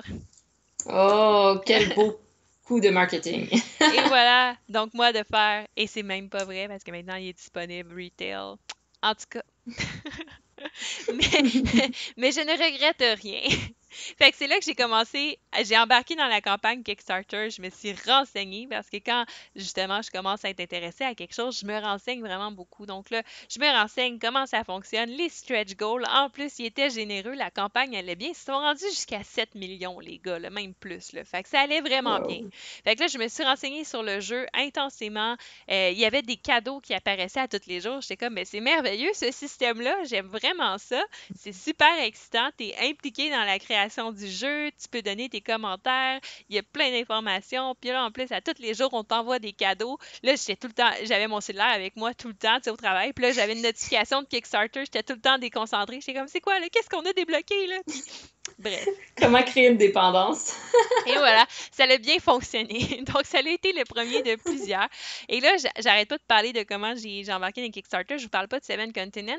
Je pense que la plupart des gens le connaissent, mais pour ceux qui le connaîtraient pas, une rapide présentation. C'est un jeu dont vous êtes le héros. Donc, c'est inspiré un peu des livres dont vous êtes le héros. Donc, vous vous souvenez les livres où, à la fin de la page, ça disait qu'est-ce que vous faites? Est-ce que tu rentres dans la chambre ou tu te sauves en courant? Si tu rentres dans la chambre, va à telle page. Si tu te sauves en courant, va à telle page. C'est un peu la même chose, mais avec des cartes. Donc, l'histoire de Seven Continents, c'est que tu es un explorateur du 21e siècle, je crois, et 20e, je sais pas. En tout cas, tu es un explorateur.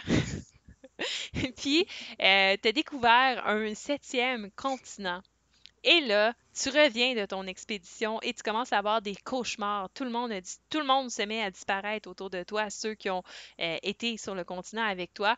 Et là, à un moment donné, tu t'endors et tu te réveilles sur le septième continent. Donc là, tu te réveilles et tu as une malédiction qui t'afflige. Et là, il faut que tu essaies d'explorer le continent pour essayer de lever la malédiction qui pèse sur toi. Donc, dans le fond, c'est un jeu où tes figurines sont sur des cartes, sur la carte, plusieurs options. Et les options, ben, c'est des numéros de cartes. Donc, selon ce que tu choisis, tu vas aller chercher la carte qui correspond.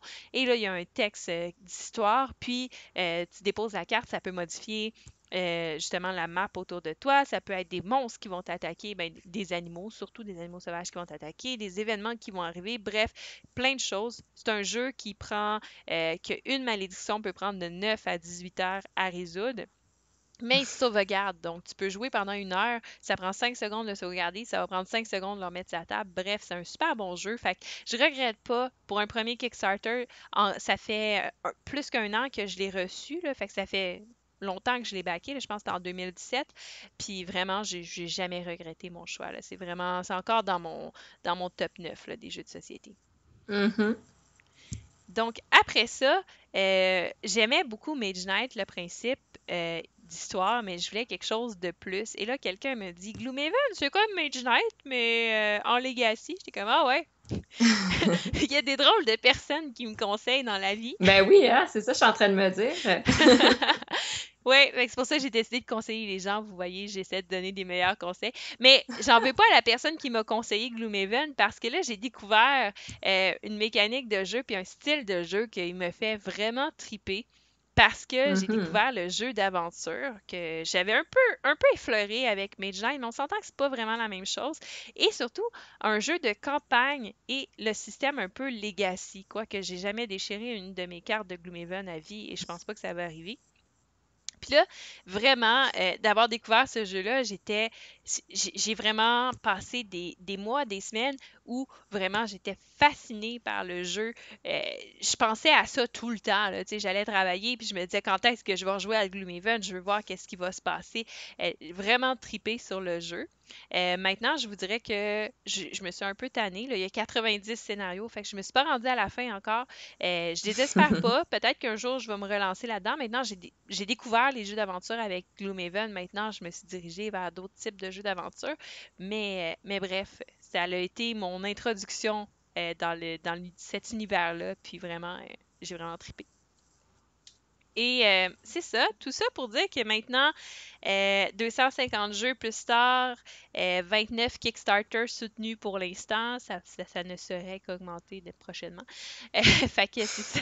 The struggle is real.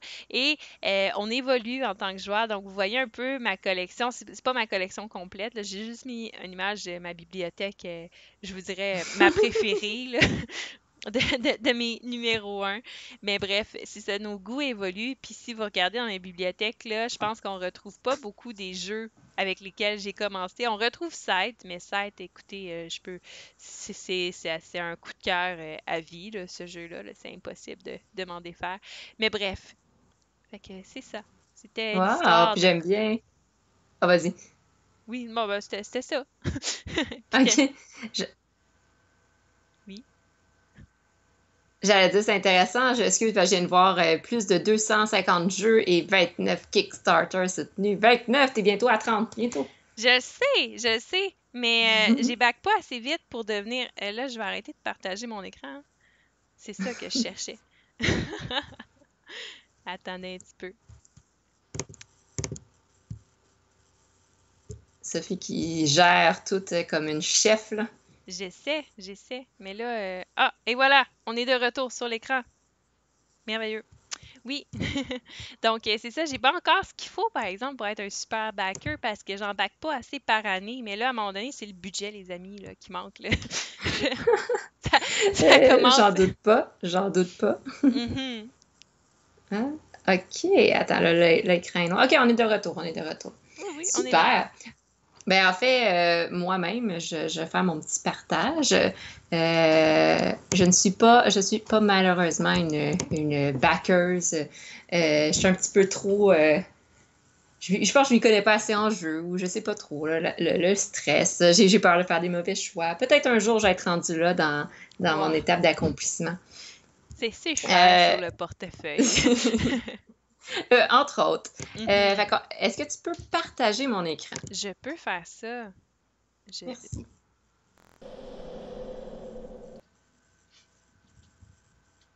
Attends, là, t'es dans une position étrange. Je Ton suis dans une écran est, position par- étrange. Ton écran est partagé, par contre, là. Mais il n'est pas Ah, plein écran. c'est moi qui ai oublié c'est moi qui ai oublié de la partager. Ouais.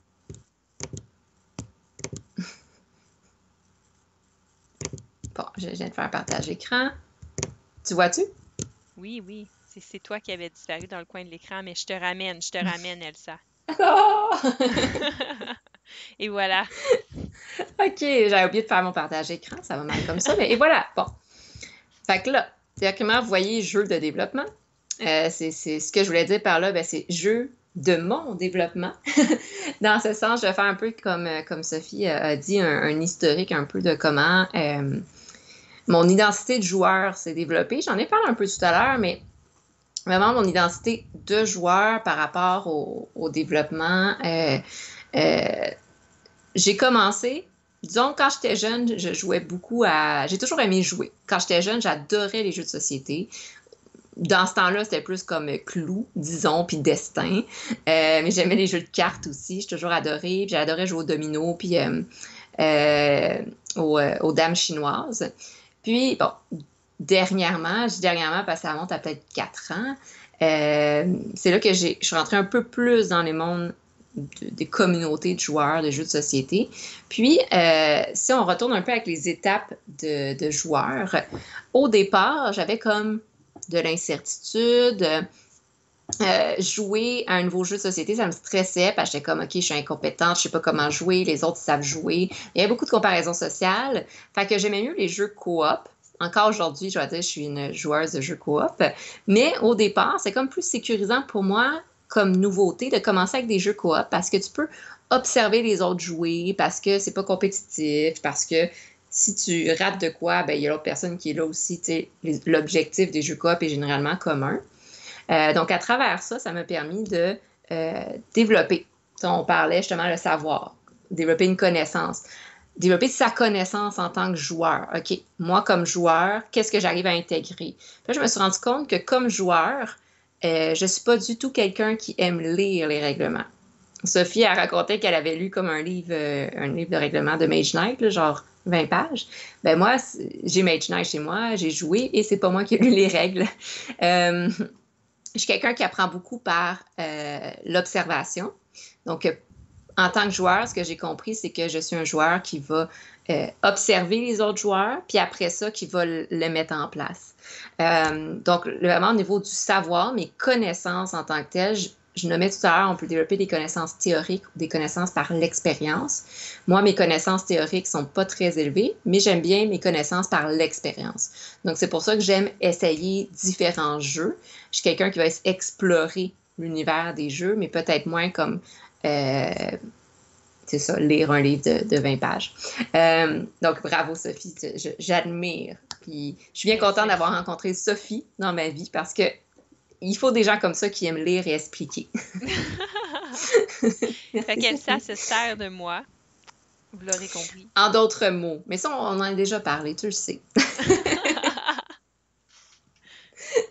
Non, mais j'adore écouter Sophie expliquer. Je trouve qu'elle explique très, très bien. Puis je vous invite à écouter ses vidéos explicatives sur sa chaîne Mix Deal. Merci, merci. Et voilà. Euh, donc, si je continue par rapport à ça, ce qui fait en sorte que c'est ça, au départ, j'ai plus exploré à travers les jeux coop. C'est à travers les jeux coop que j'ai commencé à développer ma maîtrise aussi des jeux. Donc, la maîtrise de comprendre. Il y a tout le temps un petit peu une dynamique dans le jeu, de comprendre. Dans le jeu coop aussi que il n'y a pas besoin d'avoir la comparaison sociale, c'est un travail d'équipe, il y a l'écoute, développer différentes habiletés, savoir-être à travers les jeux.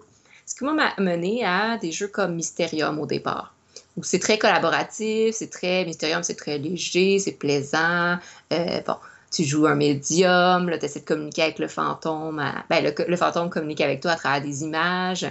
Donc, des jeux comme Mysterium que j'ai vraiment, dans les jeux plus modernes, que je suis vraiment cliquée. À travers ça, je continue dans les jeux coop un peu plus, avec un challenge un peu plus différent, un peu plus de difficulté, puis un peu plus d'individualité. Par exemple, Aeon Zen, que j'avais adoré, que j'avais joué dans au bénévole ludique. Oui, c'est ça, l'événement bénévole ludique en 2019. Puis, plus en équipe. Donc, j'avais joué en équipe. Puis, ce que j'avais trouvé intéressant à travers ce jeu, c'est qu'il y a un peu plus de challenge. C'est un jeu qui est quand même difficile de gagner. Puis, j'avais développé d'autres habiletés au niveau du savoir-être puis au niveau du savoir-faire. L'aspect un peu plus compétitif qui est ressorti ici, comme il faut battre le méchant. Il faut arriver à le détruire. Puis, j'ai rejoué à ce jeu-là en mode un peu plus solo. Puis, je me rends compte que j'aimais moins. Fait qu'à travers ça, je me suis rendu compte en essayant des jeux coop et solo que certains jeux que j'aime en mode solo, plus des jeux comme d'énigmes qui vont me demander, vraiment me focusser, qui vont me demander de me concentrer, genre unlock, mais des jeux de style tu dois combattre un monstre, c'est vraiment quelque chose que j'aime en équipe. Fait que pour moi, exemple, le travail d'équipe, sentiment d'appartenance, je vais beaucoup le chercher à travers les jeux coop. Tandis que l'estime de soi et la valorisation, je vais beaucoup plus le chercher dans les jeux solo. Donc, je me suis comme découvert à travers expérimenter différents styles de jeux. Sophie parlait de Gloomhaven. Dernièrement, on a essayé Gloomhaven, puis petite coche au-dessus, parce que dans ce jeu, justement, c'est coop, mais en même temps, tu as chacun aussi ton objectif final. Fait que c'est là que j'ai encore une coche au-dessus, un peu plus l'aspect coop, oui, travail d'équipe, mais en même temps, le combat, donc il faut détruire les monstres, puis le but c'est vraiment de te mettre le plus fort possible pour aller détruire, upgrader ton personnage, puis à travers ton personnage, il y a comme un sentiment d'appartenance, puis un sentiment d'identité, de complicité, on va dire, qui se crée avec ton propre personnage. Puis à travers ça, c'est très valorisant de jouer. Tu sais, tu achètes une nouvelle hache à ton barbare, puis puis après ça, genre, tu y achètes des bottes qui lui permettent d'être plus rapide. Puis après ça, bref, comment t'upgrades ton personnage en même temps, c'est comme si tu t'upgradais toi-même. Puis au niveau de l'estime de soi, c'est un jeu qui est super valorisant, je trouve. Puis qui m'a permis encore plus de développer ma confiance en moi, puis de développer mon côté, encore une fois, un peu plus compétitif. Tu sais, de me permettre de dire, ben oui, je peux jouer un jeu un peu plus compétitif. Puis ce qui m'amène dans mon cheminement, à avoir essayé BattleCon. Je le nomme souvent un peu ce jeu-là parce que c'est un jeu que quand on me l'a expliqué, j'ai fait comme non. J'aime les jeux vidéo de combat, mais j'aime jouer avec quelqu'un du même niveau que moi, donc qui n'a pas tant d'expérience. Puis, je dois avouer que souvent, je fais du button smashing, donc je suis un petit peu désagréable à ce niveau-là. Puis, le concept de jeu de BattleCon est dans le même concept de jeu de combat. C'est du 1 contre 1, t'avances, puis tu essaies d'attaquer, puis tu as différentes comme, tactiques. Puis la manière que le jeu est fait, j'ai trouvé ça, la première fois que j'ai joué, j'ai trouvé que c'était extrêmement frustrant. Parce que la marge de manœuvre et d'erreur est comme très, très faible. C'est genre, tu joues mal, puis t'es faite. Là. Fait que tu peux pas comme, c'est pas un jeu très compréhensif puis qui te laisse beaucoup de chance. Donc, en jouant ce jeu-là, au départ, je l'avais trouvé très difficile au niveau de l'estime de soi puis au niveau émotionnel parce que c'est extrêmement compétitif. C'est pas un... Oui, tu as un personnage qui joue puis il y a des aptitudes, mais derrière ça, c'est vraiment toi. C'est toi qui dois établir ta stratégie, c'est toi qui dois prévoir à long terme. Donc, c'est très difficile, si, exemple, tu perds, de dire « Ah, ben, tu sais, c'est le hasard, wow. » Non, non, si tu perds, c'est que tu as mal fait ta stratégie. Puis là, ce qui m'a fait rendre compte que j'avais beaucoup grandi en tant que joueur, dans mon identité de joueur, c'est que j'ai été capable de jouer une deuxième fois, une troisième fois, puis j'ai été capable d'aimer ça. J'ai même été capable de trouver ça valorisant comme jeu parce que je me suis dit, OK, au lieu de le voir comme un échec, faire comme, ah, c'est difficile, j'aime pas ça, comme le senti au départ, j'en suis arrivée à dire, OK, ben écoute, oui, j'ai pas réussi, mais j'ai pas réussi à cause de telle chose. Puis là, la prochaine fois, je vais apprendre que la telle chose que j'ai faite, je suis capable de ne pas le reproduire. Puis c'est là que je suis embarquée un peu plus dans une courbe d'apprentissage, puis une courbe valorisante. Puis je me suis rendu compte, oui, OK, pour moi, Puis à la base, l'intérêt des jeux, c'était de socialiser, puis de rencontrer des gens. Ben, j'en suis arrivée, dans mon identité de joueur, à être capable de jouer à des jeux compétitifs et des jeux de combat, puis à en ressentir du plaisir. Donc, c'est vraiment ça, à travers ma courbe dans les 4 dernières années, qui m'a fait rendre compte de mon évolution en tant que joueur. J'aime toujours plus les jeux coop, parce que c'est quand même mon élément central. Quand je joue à des jeux de société, c'est pour lâcher prise sur ma semaine, lâcher prise sur le travail, c'est vraiment être dans le plaisir. Mais je me suis rendu compte que j'avais un petit côté valorisant dans le côté compétitif que j'ai réussi à aller chercher puis à développer dans les jeux de société. Puis ça, j'ai trouvé ça très intéressant dans le développement de mon identité de joueur. Une autre chose, pas tant en lien avec les jeux de société ici, mais qu'on parlait tout à l'heure, Sophie puis moi, puis je trouve que c'est intéressant de le mentionner, c'est le développement de soi, mais qui s'est transposé à travers les jeux de société. Ce que je veux dire par là, c'est que dans la pyramide de Maslow, comme je le mets tout à l'heure, j'en suis arrivée à une étape où j'étais au doctorat en psychologie. Là, en ce moment, j'ai presque terminé. Mais une fois que l'estime de soi s'est créée puis qu'elle a été solidifiée, je dirais dans les 2 dernières années, le projet, exemple, du blog Ludipsy, qui est ici, mon blog Ludipsy, c'est un projet que j'ai en tête depuis la maîtrise. Donc, ça fait comme un 5, 6, oh mon Dieu, le temps passe vite. Ça fait un 6-7 ans que j'ai ce projet-là en tête, mais je me sentais pas encore prête à être dans l'accomplissement, dans l'actualisation de soi. J'étais encore dans la création du sentiment d'appartenance puis de l'estime de soi. Sentiment d'appartenance parce que j'avais l'impression d'être la seule à voir un peu les choses de cette manière-là en psychologie. Puis à ce moment-là, j'étais à la maîtrise en communication, mais je voulais comme intégrer différents intérêts ensemble, mais mes intérêts n'étaient pas encore assez solidifiés, j'avais pas encore le sentiment d'appartenance. Puis en arrivant au doctorat, sentiment d'appartenance à la psychologie, en créant des réseaux de contacts dans le domaine des jeux de société, j'ai comme solidifié ces groupes-là d'appartenance. Puis graduellement, j'ai développé une estime de moi en psychologie depuis que je travaille en milieu clinique, donc depuis 2 ans, depuis que je pratique, puis je me rends compte que j'adore ça. Puis en jouant à des jeux de société, en essayant différents styles de jeux de société, puis que je me rends compte que c'est des communautés géniales, les joueurs de jeux de société, ou les jeux de rôle, ou même les jeux vidéo, tout ça. Tous les joueurs, c'est une communauté géniale. Puis, à travers ça, mon estime de soi a grandi et j'en suis venue dernièrement à avoir atteint l'étape numéro 5, qui est l'accomplissement de soi. Puis c'est ça, cette étape-là, qui m'a permis de créer le blog Ludipsy, de créer des collaborations avec Sophie Mixdeal, de mettre en place des projets, d'aller chercher des collaborateurs, comme dans les différents podcasts que j'ai faits, donc avec collaborateurs en psychologie, dans le domaine des jeux de société, des partages de joueurs. C'est vraiment parce que j'ai réussi à comme passer à l'étape supérieure, puis à être vraiment dans la création. Mais ça prend du temps.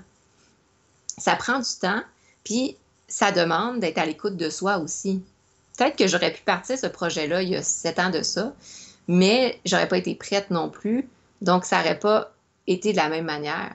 Puis aujourd'hui, ben, j'y vais, puis quand tu es dans l'actualisation de soi, c'est important aussi de revenir quand même dans l'introspection puis d'évaluer. Tu sais, je le mets tout à l'heure sur un objectif, puis on est sur le chemin qui mène à cet objectif-là. Ben, c'est pas de foncer de tête baissée sans voir le reste, c'est de prendre le temps à chaque pas qu'on fait aussi, d'évaluer où est-ce qu'on en est rendu. Puis ça arrive des moments, depuis que j'ai parti ce projet-là, il y a des moments où je suis comme, OK, c'est beaucoup de travail, puis genre, je suis comme tannée. Mais, tu sais, c'est de voir justement ces moments-là, ben, OK, je prends un peu une petite pause, puis je m'enlève de mon ordi, je vais prendre une marche. Puis il y a d'autres moments où je suis C'est important de faire comme ça. dernièrement. C'est important, effectivement. Puis il y a des moments où, ben, j'en suis en fait à me dire, ben, OK, non, là, j'ai encore plein d'idées, puis là, wow, je suis en plein dans l'accomplissement de soi, j'ai plein d'idées, ça bouille dans ma tête, puis bref. C'est là que je mets d'autres projets en place, puis que je continue à être dans l'actualisation de soi. Puis l'étape d'actualisation de soi, en fait, c'est à l'infini. Tu sais, l'actualisation de soi, ça peut être un jour de mettre fin à ce projet-là, puis de partir à autre chose, ou ça peut être de continuer ça, puis de continuer à le grandir, ce projet-là. Mais je trouve ça intéressant et très motivant parce que Sophie et moi, on en parlait tout à l'heure. Puis les projets comme El Mixed Deal, puis de mon côté, Ludipsy, ben, c'est qu'on a réussi, à travers chacun de nos expériences de vie, à atteindre l'accomplissement. Puis on est fiers de pouvoir partager cet accomplissement-là avec vous. Puis peut-être même de vous inspirer, vous aussi, si vous êtes rendu à cette étape-là, de mettre en place des choses, parce que c'est extrêmement valorisant. C'est dans l'accomplissement de soi, c'est là qu'on se crée, on sert de nos forces, on développe des nouvelles compétences.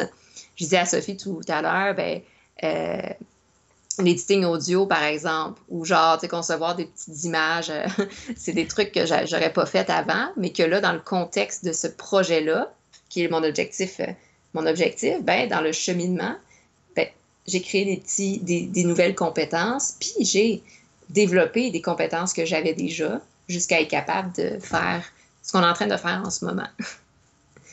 Donc, c'est ça. Je pense que Sophie aussi, tu voulais faire peut-être un partage. Est-ce que je te laisse la parole? Ben, ça va, en fait. Ça va? Oui, Super. mais en fait, je vois que le temps, en fait, est un peu écoulé. Oui, OK, Donc, parfait. on va pouvoir, en fait, partager un peu qu'est-ce qui est à venir avec nos chaînes, notre travail qu'on fait à tous les jours, justement, là, Mhm. pour tout ça. Donc, du côté de Mixed Deal, cette semaine, en fait, on clôt la série de Terraforming Mars. Donc, avec la dernière vidéo où je vous donne mon opinion sur chacune des extensions et mon classement aussi, surtout. Vendredi, comme j'ai mentionné, on a une podcast, moi, Elsa et David de Professeur Board Game, sur notre top 5 des jeux coop. Et sinon, cette semaine également, je pars à une nouvelle émission live qui va s'appeler Au premier regard et qui va être en fait une présentation de mes nouvelles acquisitions. Donc, à chaque semaine, je vous présente un jeu que j'ai acquis récemment, que j'ai joué peut-être 2, 3 parties maximum et je vous donne mes premières impressions du jeu, ce que j'en pense et si je l'aime ou pas et pourquoi. Et en même temps, ça me permet aussi de vous parler de certaines actualités dans le monde des jeux que je trouve intéressantes qui s'est passé dans la dernière semaine et de vous parler, comme cette semaine, d'un nouveau projet, donc d'avoir des exclusivités sur les nouveautés qui vont arriver prochainement avec Mixtape. De ton côté, Elsa? Mhm.